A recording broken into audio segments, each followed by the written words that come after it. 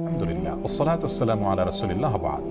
সুপ্রিয় দর্শক শ্রোতা ভাই বোন, ঈদুল ফিতর এবং ঈদুল আজহা এগুলো আল্লাহ রাব্বুল আলামিনের পক্ষ থেকে দেওয়া তার বান্দাদের জন্য বিশেষ উপহার এবং পুরস্কার। রমাদান মাসব্যাপী ইবাদতবন্দি করার পর আল্লাহ তাআলা নগদ পুরস্কার হিসাবে ঈদুল ফিতরের আনন্দ আমাদেরকে দিয়েছেন। আর জিলহজের প্রথম দশকের ইবাদত সম্পন্ন করার পর, হজের ইবাদত সম্পন্ন করার পর আল্লাহ তাআলা নগদ পুরস্কার হিসাবে ঈদুল আজহার আনন্দ আমাদেরকে দিয়েছেন। আল্লাহর দেওয়া উপহারকে আল্লাহর বাতানো পদ্ধতিতে ব্যবহার করাই হলো একজন বুদ্ধিমান ইমানদারের কাজ। আর সেজন্য আমরা আজ ঈদুল ফিতরের সুন্নাহ সমূহ আলোচনা করতে চাই। কিভাবে প্রিয় নবী সাল্লাল্লাহু আলাইহি সাল্লাম ঈদুল ফিতর উদযাপন করতেন, সাহাবায়ে কেরাম ঈদুল ফিতরে কী কী আমল করতেন, সেগুলো আমরা পেশ করবো ইনশাআল্লাহ তাআলা। ঈদুল ফিতরের সুন্নাহ সম্পর্কে বলতে গেলে সর্বাগ্রে যে সুন্নাহর কথা চলে আসে তা হলো অন্য দিনের তুলনায় ঈদের দিন একটু আগে আগে ঘুম থেকে ওঠা, একটু ভোরে জাগ্রত হওয়া। ফজর নামাজে উপস্থিত হওয়াটা ঈদের নামাজে উপস্থিত হওয়ার চাইতে অনেক বেশি গুরুত্বপূর্ণ। আর সেই সাথে ঈদগাহে একটু আগে আগে যাওয়া, এটি ঈদের দিনের প্রথম সুন্নাহ। দুঃখজনক হলেও সত্য যে আমাদের সমাজে বরং উল্টা চিত্র দেখা যায়। আমরা অন্য দিনের তুলনায় ঈদের দিন একটু দেরিতে ঘুম থেকে উঠে থাকি এবং ফজরের সময় অনেকে উপস্থিত হতে পারেন না। এর কারণ হলো চাঁদ রাতে আমরা দেরিতে ঘুমিয়ে থাকি। এই কালচার পরিবর্তন হওয়া উচিত। প্রথম সুন্নাহ হলো আগে আগে ঘুম থেকে ওঠা অন্য দিনের তুলনায় এবং ঈদগাহে আগে আগে যাওয়া। ঈদুল ফিতরের দ্বিতীয় সুন্নাহ হলো খেজুর খেয়ে তারপরে মসজিদে আসা, অথবা মিষ্টি জাতীয় কিছু খেয়ে মসজিদে আসা যদি খেজুর না থাকে। তৃতীয় সুন্নাহ হলো গোসল করা, সেই সাথে সুগন্ধি ব্যবহার করা এবং মেসওয়াক করা। 4 নম্বর সুন্নাহ হলো যার যা পোশাক আশাক আছে তার মধ্যে থেকে উত্তম পোশাকটি পরিধান করা। নতুন পোশাক আবশ্যক নয়, সুন্নাহ নয়, তবে যা আছে তার মধ্যে থেকে উত্তম এবং তুলনামূলক ভালো পোশাকটি পরা ঈদের দিন, এটা হলো সুন্নাহ।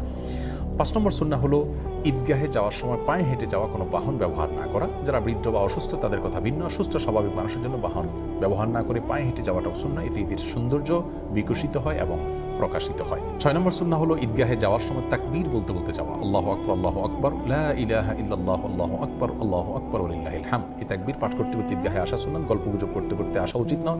তাকবীর আমাদের মুখে থাকবে এবং আমরা ঈদগাহে যেতে থাকবো। 7 নম্বর সুন্নাহ হলো যেই পথ দিয়ে আমরা ঈদগাহে আসবো, বাসায় যাওয়ার সময় অন্য পথ ধরে আমরা যাব। বিকল্প পথ যদি না থাকে তাহলে রাস্তার যে পাশ দিয়ে আমরা এসেছি অন্য পাশ দিয়ে যাওয়ার চেষ্টা করব। 8 নম্বর সুন্নাহ হলো ঈদের দিন হাসি মুখে থাকার চেষ্টা করা যথাসম্ভব। কোনো কারণে মনে দুঃখ থাকলেও যথাসম্ভব হাসি খুশি থাকার চেষ্টা করতে হবে, সবার সাথে আনন্দ ঘনভাবে সময় কাটানোর চেষ্টা করতে হবে। এটা ঈদের গুরুত্বপূর্ণ একটি সুন্নাহ। ঈদের 9 নম্বর সুন্নাহ হলো যথাসম্ভব মসজিদে বা বদ্ধ জায়গায় ঈদের নামাজ না পড়ে উন্মুক্ত জায়গা বা মাঠে ময়দানে ঈদের নামাজ পড়া উচিত এবং উত্তম সুন্নাহ। এতে ঈদের আনন্দ এর মধ্যে পূর্ণতা পায়। তবে কোনোভাবেই কোনো রাস্তাঘাট, পথ ইত্যাদি বন্ধ করে মানুষের দুর্ভোগ হয় এরকম পরিস্থিতি সৃষ্টি করে দখল করে সেরকম জায়গায় ঈদের নামাজ পড়া উচিত নয়। উন্মুক্ত জায়গা যদি পাওয়া যায়, কারোর জায়গা যদি খুব পারমিশন দেন তাহলে সেই জায়গাতে হতে পারে, অথবা শহর অঞ্চলে সেরকম কোনো জায়গা না থাকে তাহলে মসজিদেও ঈদের নামাজ হতে পারে। ঈদের 10 নম্বর এবং সর্বশেষ সুন্নাহ হলো একে অন্যকে শুভেচ্ছা জানানো ঈদ উপলক্ষে।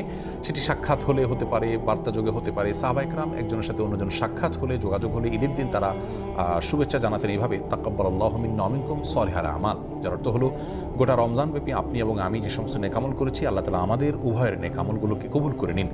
এই দোয়াটাকে সংক্ষেপে এভাবে বলা যেতে পারে, তাকাব্বালাল্লাহু মিন্না ওয়া মিনকুম, তাকাব্বালাল্লাহু মিন্না ওয়া মিনকুম। এভাবে আমরা একে অন্যকে ঈদের শুভেচ্ছা জানাবো। এটাকে বাংলায় আমরা বলতে পারি, আপনার এবং আমার সমস্ত নেকামলগুলো আল্লাহ তাআলা কবুল করুন। এই দোয়ামূলক শুভেচ্ছা ঈদ উপলক্ষে, ঈদুল ফিতর উপলক্ষে আমরা একে অন্যকে পেশ করব। সেই সাথে ঈদ মুবারক যেটা আমরা বলে থাকি আমাদের সমাজে, সেটি বললেও কোনো অসুবিধা নেই। ঈদ মুবারকের অর্থ ভালো, অর্থাৎ আপনার ঈদ বরকতময় হোক। কিন্তু সুন্নাহ হলো সেটি যেটি সাহাবায়ে কেরাম থেকে বর্ণিত হয়েছে। আমরা দুটিকে সংযোগ করে বলতে পারি, কোনো অসুবিধা নেই। অবশ্যই সাহাবায়ে কেরামের শুভেচ্ছাটা আমরা ভুলবো না। হাদিসে বর্ণিত শুভেচ্ছাটা আমরা একে অন্যকে জ্ঞাপন করবো, তাকাব্বালাল্লাহু মিন্না ওয়া মিনকুম। কিছু কাজকে ঈদের সুন্নাহ আমরা মনে করি, অথচ সেগুলো ঈদের সুন্নাহ নয়। যেমন অনেকে মনে করে ঈদের দিন কবর জিয়ারত করা সুন্নাহ। হ্যাঁ, ঈদের দিন যদি কারো সুযোগ হয় তিনি অবশ্যই মা বাবা কবর জিয়ারত করবেন, কোনো অসুবিধা নেই, ভালো। কিন্তু এটাকে ঈদের সুন্নাহ মনে করে করবেন না। অনেকেই ঈদগাহে ঈদের নামাজের পরে কাঁধে কাঁধ মিলানোটাকে সুন্নত মনে করেন, সেটিও ভুল ধারণা। অনেকদিন পরে কারোর সাথে সাক্ষাৎ হয়েছে, সম্প্রীতি বা ভালোবাসা প্রকাশের জন্য আপনি কাঁধে কাঁধ মিলালেন, সেটি করা যেতে পারে, কিন্তু ঈদের সুন্নাহ মনে করে সেটি করা উচিত হবে না। সেই সাথে অনেকে মনে করেন যে ঈদের দিন নতুন পোশাক পরা সুন্নাহ, সেটি ভুল ধারণা।